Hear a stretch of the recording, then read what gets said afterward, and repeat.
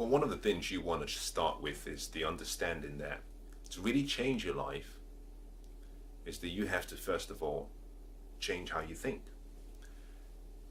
Now, it's really important because actually your thoughts really decide the quality of your results and your outcomes in life. Is we learn in various ways. You can learn really in two ways. Now, you can learn from your mistakes or you can learn from mentors. Now, to put in a different context, is you can learn from your own experiences or you can learn from other people's experiences. Now, learning from your experiences is really powerful because you can learn from your past, you can learn from your present. By combining both, that allows you to make the right decisions, to apply the right knowledge and wisdom to the future. But your future is not here yet. Your future is yet to arrive. Your past is gone, your present is now. So really, the quality of your future really depends on the quality of the decisions you make today. Now, time doesn't stand still. Time keeps moving. You cannot stop time. You cannot buy more time. You cannot hold on to time. Time keeps moving. And so every single moment that goes by is time gone. And one of the things you can do is you can leverage time. You can almost try and redeem time.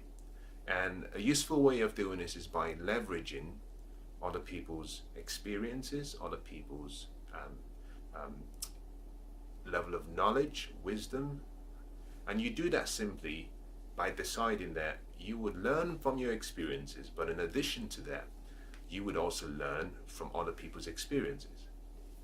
You know, it can take a person maybe 20 years to actually discover what it really takes to be successful.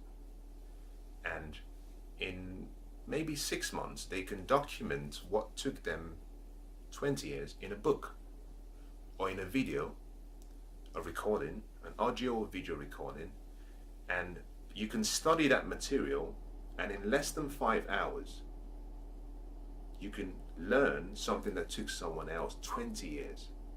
Now, you've invested 5 hours of your time, but you've leveraged much more. Because if you were to have been applying the same amount of discipline to achieve the same results, maybe it may have taken you 20, maybe it may have taken you 15, or maybe it may have taken you 25 years. But rather than going through the trial and error and going through the mistakes and going through all the obstacles and successes and all the emotions, you save yourself all of that experience by simply learning from other people's successes and failures. Now, to learn from someone's success is very easy. I believe personally that you learn more through failure, whether it's your failure or whether it's someone else's failure, than you learn from their successes. And don't ask me to explain why, but there's something in each of us that holds on to the experience or the avoidance of pain than pleasure. Now, one of the two things that really influence how we behave and what we do is really we're trying to either avoid pleasure or we're trying to pursue gain. So it's the pain-pleasure principle. You're either pursuing pleasure or you're trying to avoid pain. Now, by learning from someone else's mistakes, what you're doing is you're avoiding pain. Now, pleasure, on the other hand, whilst it's attractive, your brain is designed in such a way that it's not designed to make you feel good. Your brain is not designed to make you feel pleasurable. Your brain is designed in such a way that it's trying to protect you from pain.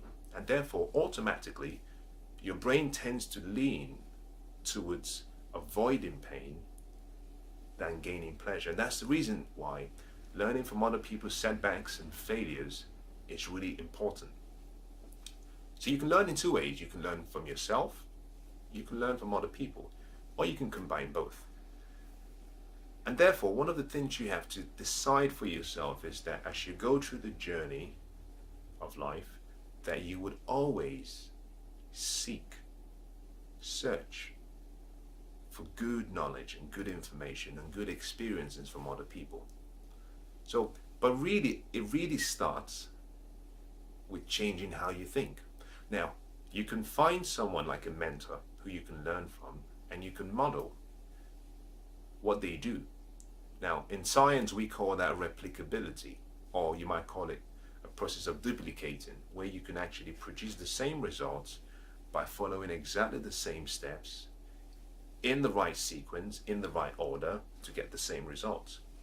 The challenge is really that at the foundation to all success are the beliefs that we have. Now, one of the challenges we face as individuals is that whilst you can learn from someone, is that whatever you learn from someone is not really always implemented until you start to think in the same way, or you start to believe in the same way as the person. And that is the reason why I often say that it's not really who is guiding you or who is teaching you.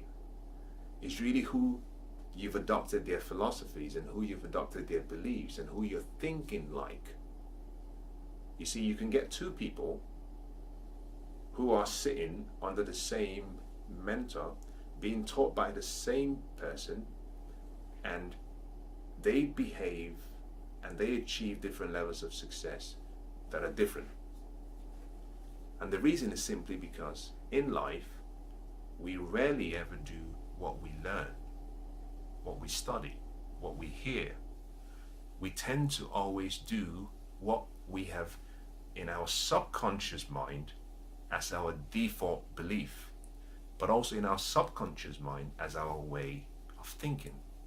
And this is the reason why to change your life, you have to change the way you think. To change the way you think, you have to make room for new beliefs that are consistent with the new way of thinking, or you have to get rid of your old beliefs. So one of the important decisions you can make is to be aware that whilst you can learn from anyone, including myself, until you start changing the way you think, is all information. And information never leads, no matter how much information you gather, information never leads to transformation. Transformation is only a product of changing how you think.